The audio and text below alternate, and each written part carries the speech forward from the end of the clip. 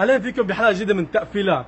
اليوم وصلني خبر انه في بيكيمونات جديده، يعني هي بيكيمونه وحده يعني، وبيكيمونات كمان عم بيطلع بتسب بلدها، يعني هي سوريه وعم تسب بلدها. طبعا انا كسوري من حقي يعني من حقي اطالعهم الحلقات، لا حدا يفهمني غلط.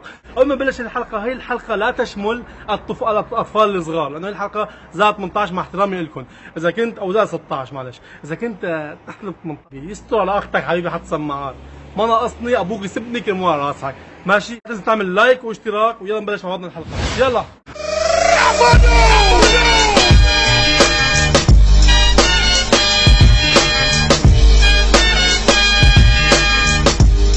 البيكيمونة الساقطة الملقبة بجود عقاد من فترة كانت عاملة بث مباشر وعم تحكي على بلدها وبتحكي على جنسيتها ومو عاجبة شيء. بسمع اللهجة السورية بالشارع، أول شي بفكر فيه هذا الشخص بيعرفني أو لا. حجم الإساءة اللي صار إلي تتجاوز الحد المنطقي للإساءة. طبعا ما حدا يضحك، لأنه اللي عم يضحك يعني بده يسمع حكي بعد شوي بسم البدا. لسه ما بلشت نحن نضحك، شو فكر حالك مضحك يعني؟ يلا كملي لنشوف. طلعك ليك، كملي على السريع. بدا حبيت ارجع سوريا، افتح فرع تعذيب ما سمعوا عنه لا بالهولوكوست ولا بالجوية ولا بالمخابرات العسكرية، احط فيه كل الناس، انزل فيهم تعذيب حتى الموت، اشوفهم هيك عم بتصفوا قدامي. شي داعش ما سوته، شي داعش ما عملته. شو هذا اسمه الهولوكوست والجوية؟ قبل ما يجي واحد ويفتح لك هولوكوست وجوية عندك، يعني فرع خاص لك، يعني ما تفهميني غلط انت وياه، يعني قبل ما الله يبعث لك يا رب هيك شال حي محمد. ليش اذا رجعت هي العاهات على سوريا نحن نخليها؟ كملي.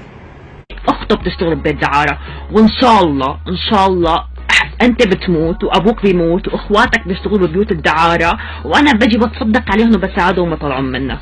هيك انا ايه ستوب. لك روحي، انت مين فهمك انه البث المباشر للشريفين؟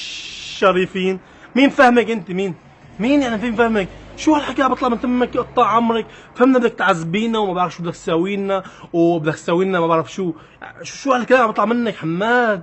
يقطع عمرك شو هذا؟ انت بنت ولا شو ليك؟ يزمالك بنت وليك؟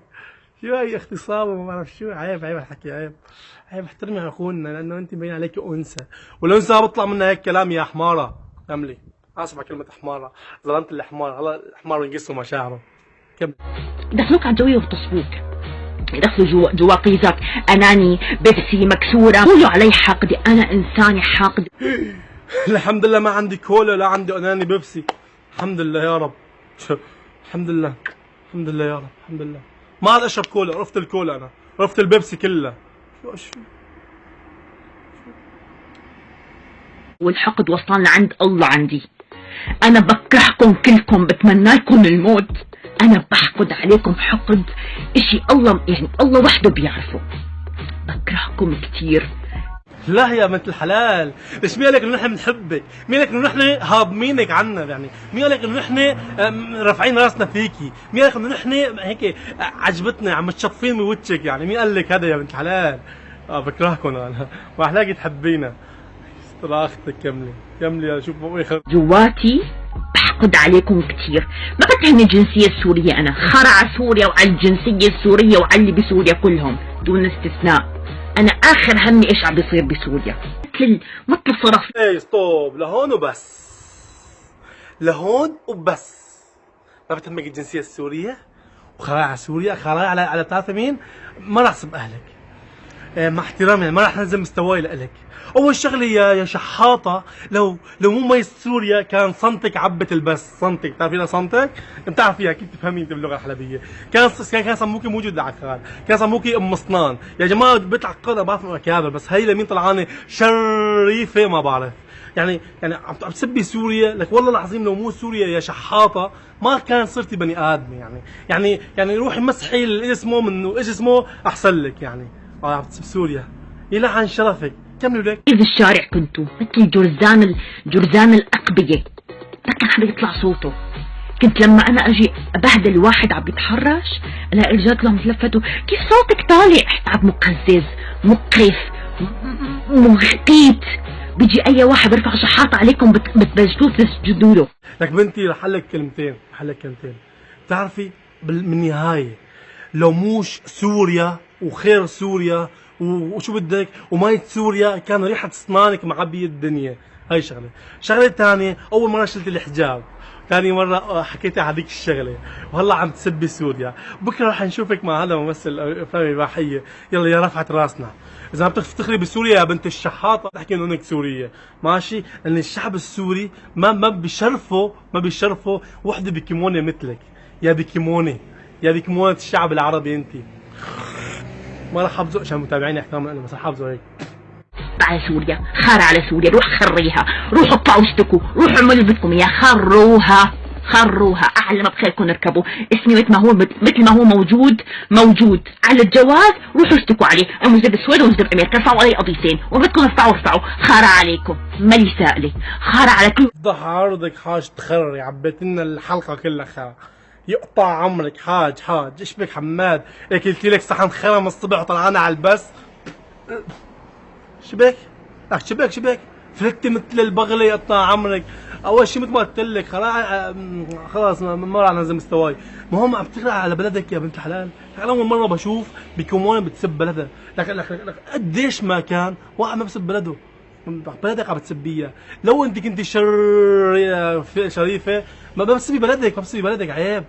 من هون ورايح اذا بتشوفوا هي العاهه بالشارع متابعين بالسويد بكندا، بس تكمشوها شو تقولوا في عليكي، لان هي البزقه عليها، يعني حرام هي البزقه فيها، بس تستاهل البزقه. قبل هالمره عملت حلقه عن جود عقاد، وقالت عملت لي عليها انه هي تحذفها، هي البنت الذكيه، ورجعت الحلقه وغصب عن راسك، اوكي؟ وهلا من جد بقول لك، اذا يا جود عقاد رساله محمد الجواني الك، بعرف رح تشوف الفيديو، لازم تعمل لايك ماشي واشتراك. اذا بتحكي على شعبك، اذا بتحكي على سوريا وشعبك، روحي ضبي اسنانك يا ام اسنان يا ام مخطه. لو مو سوريا ما يعني كان بسموك يا ام مخطه، يا ام مخطه. روح ضبي اسنانك وضبي حالك، ولا ترجع تحكي على شاب السوري، لان انا سوري وبفتخر وما بسخى حدا يغلط على بلدي. يا ام اسنان، اسمها ام اسنان، اسمها مخطه.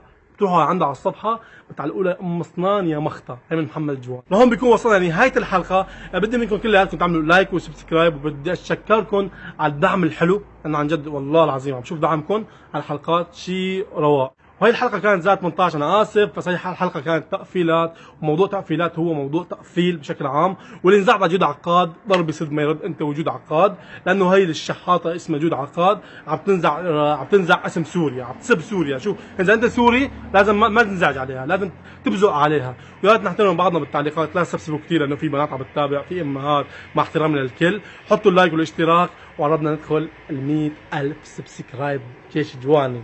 دغيرة بكون عائلتي الحلوة، بشوفكم بحلقة جديدة من تقفيلات، وبعد بكرة بدخولنا ال100,000 رح نزل المقلب اللي وعدتكم فيه. المقلب والله كثير مكلف، يا ريت تدعموني المقطع وتشاركوه بكل مكان. في مسابقة على تليفون ايفون قريبا رح اعلن عنها. بشوفكم بحلقة جديدة. محمد الجواني، سلام.